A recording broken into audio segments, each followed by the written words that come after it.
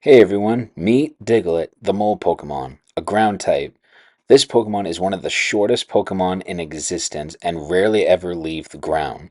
Diglett can't stay above ground for too long because the sunlight will make him weak. Diglett is one of the shortest Pokemon in existence, being only 8 inches tall. No matter where Diglett appears, it'll always show itself inside of a mound, whether it's on grass, sand, rock, or even a wooden picnic table. This Diglett is shiny, and you can tell by its blue nose. The non-shinies have pink noses. Don't blink because they say Diglett can retract its head back into its mound faster than the speed of light. I've wanted to incorporate electronics into my projects for a long time to give them more life. And after watching some inspiring creators bring their own Pokemon projects to the real world, I thought it was time to give it a shot. Now that you know a little bit about Diglett, let's go through how I brought this little guy to life. So my first thought for Diglett was, what do I want Diglett to do? Well, there was two things I wanted Diglett to do. I wanted to be able to drive around, and I also wanted Diglett to bob his head up and down. So I designed this Diglett on Shaper 3D. Pretty basic, nothing too fancy. The original concept wasn't going to have any type of servos. This was just going to be some kind of push mechanism that I could push Diglett around and his head would bob up and down. That unfortunately did not work. So I had to incorporate some servos into Diglett. The servos were going to appear right here. There's two holes on the sides here. One servo on this bar right here for his head to go up and down, and then a little off switch for right there. So now that I had a design, it was time to hit the printer. I started off by printing Diglett's head, as you can see here. This took 9 hours 55 minutes on my AnchorMake M5. With a 5% infill and tree support, it was time to hit the printer. Unfortunately, I don't have a time lapse of this. The AnchorMake M5 does include time lapse footage, but for some reason the footage didn't go through, so here's the finished result. All in all, Diglett came out looking pretty well, and after ripping out its internal organs, I removed the rest of the supports, and there is some touch-up work I'll need to do at the end, but so far he looks good. Alright, so Kanto Diglett came out decently well. A few fixes I gotta do around the top of his head there, and he came out alright. And I didn't record this, but I also have Alolan Diglett. Oh yeah, I forgot to mention I was making an Alolan Diglett as well. So for those of you that don't know Alolan Diglett, here's a little brief info. Unlike its Kanto cousin, this Diglett is a ground and steel type. They also appear darker in color and have 3 tufts of hair on the tops of their heads. It is also known that these Diglett are actually stronger than their non-Alolan counterparts. I also decided to make this Alolan Diglett a shiny as well, which has a blue nose just like its Kanto counterpart. Now that's been said, let's continue on with our video. That came out. I printed this one a while ago, but obviously no difference. He came out looking a lot better than his brother here. The only issue that I have with this one that might be an issue is, so I designed a little cylinder. You probably can't see here because it's obviously not there anyway, but I did design a little cylinder on the center wall on the top here, and that was because the concept to make Diglett go up and down as he moves was I was going to put a servo with this wheel that I printed. So the servo would go right here, and then this peg would go on this hole that's offset for the wheel.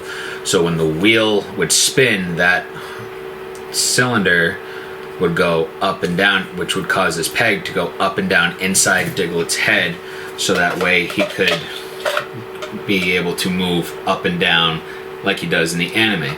It might be alright, because there is plenty of room in here. I just wanted that little focus spot, so in case the peg decided to move around, that it would have a decent spot. Alolan Diglett does have, let's see, I don't know if you can see here, if we focus there, but there is a little peg on the inside there just to have a little focus area for Diglett. We'll see how it goes. I might not reprint this entire Diglett. I might just reprint something to put on the inside here to give that peg something to sit in, but we'll see how it goes.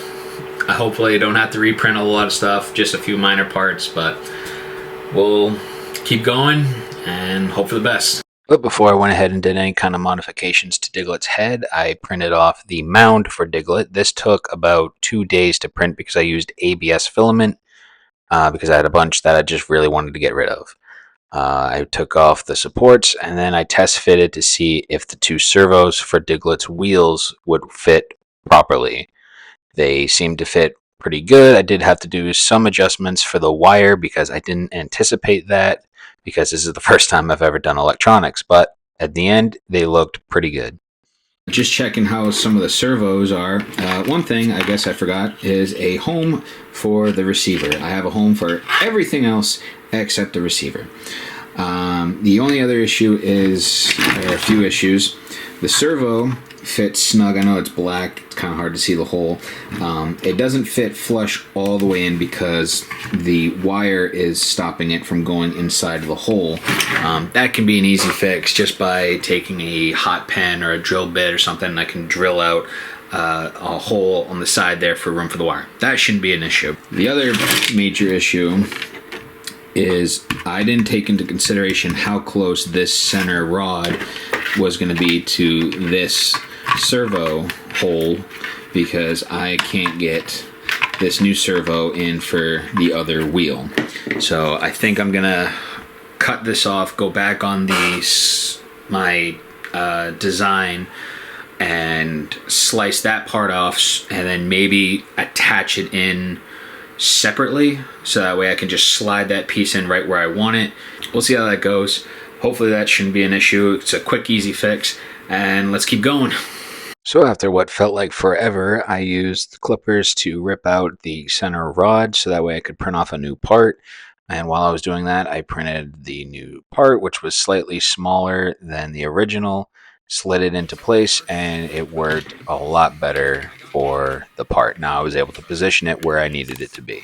So just to give a closer look at how the electronics are going, you got the 2 servo wheels there, battery pack in there, switch there. I had to make an indent to push the wire in because Diglett's head kept hitting the wiring that was sticking out, so I shoved them. I cut a hole and taped it up to seal that up. And now I'm trying to figure out the servo for the head. You can see here the hole where I cut off the original one, and I think I'm gonna make it up a little higher because I also didn't anticipate that Diglett's head was going to hit the wheels, because I did not anticipate that in the original design. So I think I'm going to have the arm sit up a little higher. I'm trying to do this with one hand so that it's kind of level off with the wheels, so I don't have to worry about Diglett's head hitting the wheels. And we'll see how that goes. And I also might have to trim this rod down a little bit because I think it might be a little long than I anticipated, but we'll see how it goes. Try as I might, no matter what I did with this mechanism, I could not get it to work. Whether the rod was too long and I couldn't get it to sit in the head properly, or that it just wouldn't have enough torque to spin. So I decided, after probably a couple of days of fighting with it, I decided to scrap the peg design and go with something different. The new concept was to 3D print a flat bottom for Diglett's head. I printed off a flat disc that was the same diameter as Diglett's head. Then I hot glued it to the base and placed it inside of the mound. Hey guys, so it's been a couple days since the last clip you just saw there. I've changed a lot of things with Diglett. I've probably updated some on my social medias, on TikTok, Instagram, so if you follow me over there, you'll see what I've been doing. But right here, I just want to show, this is, I think, the final form of Diglett's mechanisms. I reprinted a brand new center rod with 1 servo and a spot for the receivers. Both servos for the wheels are together, and everything is looking really, really smooth. Now that I had all the electronics finished, it was time to start cleaning up Diglett for painting. I started with Liquitex, which is a molding paste to smooth out the cracks or any layer lines that popped out too much. Once that was dried, I sanded down his head as smooth as possible. If you look closely, there are some slight imperfections after the sanding, and that's because I wanted Diglett to have some character and for it to look lifelike. Now it's time to put a coat of primer on all the parts before I started painting them. I didn't show any process with sanding to the mound. That's because I didn't. I wanted the mound to kind of look a little bit imperfected. I did clean off some pieces of filament that might have been sticking out, but for the most part, I wanted it to kind of look rough because it is supposed to be like a dirt mound that Diglett and Alolan Diglett stick out of. So might be some imperfections, but I think it works for this project.